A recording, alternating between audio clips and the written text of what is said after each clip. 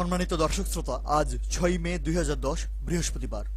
বাংলাদেশে জাতীয় সংবাদ মাধ্যমসমূহে প্রকাশিত সংবাদসমূহের উল্লেখযোগ্য অংশ নিয়ে সম্পাদিত অ্যানালগ নিউজ রুমে স্বাগতম।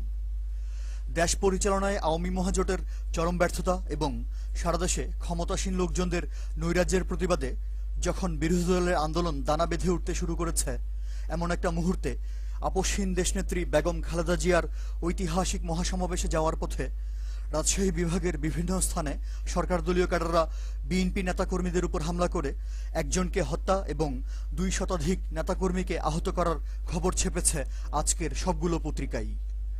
ক্ষমতাসীন দলের ক্যাডাররা মহাসমাবেশগামী গাড়িবহরে হামলা করে কয়েকশত গাড়ি ভাঙচুর করার পাশাপাশি ব্যাপক সহিংসতা চালানোর সময় পুলিশ প্রশাসনের রহস্যজনক নীরবতার খবরও এসেছে পত্রিকাগুলোতে।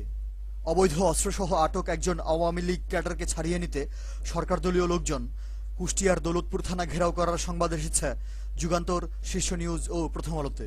ক্ষমতাসীন দলের ক্যাডাররা নড়াইলের কালিয়ায় বিএনপি নেতাকর্মীদের ১৪টি বাড়িঘরে হামলা করে বেপরোয়া ভাঙচুর ও গবাদি পশু লুটপাট করে নিয়ে যাওয়ার খবর।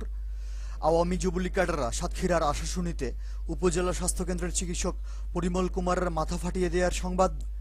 নোয়াখালীর সোনাইমুড়িতে যুবলীগ ক্যাডারদের হামলায় জাতীয়তাবাদী যুবদলের একজন নেতা গুরুতর আহত হওয়ার খবর এবং জেলা সদরে সরকারি কলেজে ছাত্রলীগ ক্যাডাররা একটি বামপন্থী ছাত্র সংগঠনের ৫ জন নেতাকর্মীকে আহত করার সংবাদ এসেছে প্রথম আলো, শীর্ষ নিউজ এবং bdnews24.com-এ। দেশব্যাপী ছাত্রলীগের নারকীয় সহিংসতার পিছনে সাবেক ৫ জন ছাত্রলীগ নেতার নেপথ্য মদদের খবর। জাহাঙ্গীরনগর বিশ্ববিদ্যালয়ে ছাত্রলীগের সহিংসতায় প্রতিবেদন এবং রংপুর বেগম রোকেয়া বিশ্ববিদ্যালয়ে ছাত্রলীগ ক্যাডাররা ৩ জন নিরীহ সাধারণ ছাত্রের উপর হামলা করে আহত করার সংবাদ ছেপেছে জায়জায়দিন এবং কালের কণ্ঠ। পার্বত্য জেলা রাঙামাটিতে আওয়ামী ছাত্রলীগ নেতাদের বেপরোয়া টেন্ডার সন্ত্রাস। দেশজুড়ে ছাত্রলীগের সহিংসতার জন্য কেন্দ্রীয় সভাপতি গণমাধ্যম কর্মীদেরকে দায়ী করার সংবাদ এবং প্রভাবশালী আওয়ামী লীগ নেতা ওবায়দুল কাদের ছাত্রলীগ সম্পর্কে নেতিবাচক মন্তব্য করার খবর ছেপেছে আমাদের সময়, প্রথম আলো এবং শীর্ষ নিউজ। বিভাগীয় নগরী বরিশালের আন্তর্জাতিক বাণিজ্য মেলায় ছাত্রলীগের সহিংসতার বিপরীতে পুলিশের রহস্যজনক নীরবতার সংবাদ।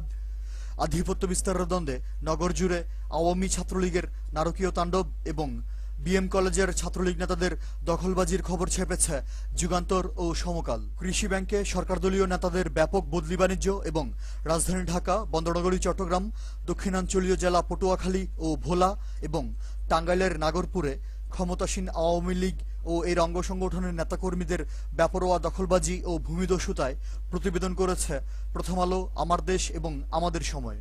অপকর্মের তথ্য পত্রিকায় প্রকাশ করার অপরাধে হবিগঞ্জের চুনারুঘাট উপজেলা আওয়ামী লীগের সাধারণ সম্পাদক একজন সাংবাদিকের উপর নির্যাতন শেষে মিথ্যা চাঁদাবাজির মামলা দেওয়ার খবর এবং আওয়ামী রোষানলের শিকার যমুনা টেলিভিশনের সাংবাদিকরা মানববন্ধন করার ছবিসহ সংবাদ ছেপেছে যুগান্তর, প্রথম আলো এবং জায়জায়দিন। আওয়ামীপন্থী বিবেচনায় রাজধানীতে বদলি হয়ে আসা পুলিশ কর্মকর্তাদের যাচ্ছেতাই কর্মকাণ্ডের খবর। দক্ষিণাঞ্চলীয় জেলা পিরোজপুরে উদ্বেগজনক আইনশৃঙ্খলা পরিস্থিতি এবং ঢাকা বিমানবন্দরে ভারতীয় যাত্রীর কাছ থেকে ২০ কেজি হেরোইন উদ্ধার হওয়ার সংবাদ ছেপেছে ইত্তেফাক, প্রথম আলো, সমকাল, যুগান্তর, কালের কণ্ঠ, আমার দেশ এবং জায়জায়দিন। অ্যানালগ নিউজ আজ এ পর্যন্তই। পরবর্তী নিউজ শোনার আমন্ত্রণ জানিয়ে আজকের মতো বিদায়। ধন্যবাদ।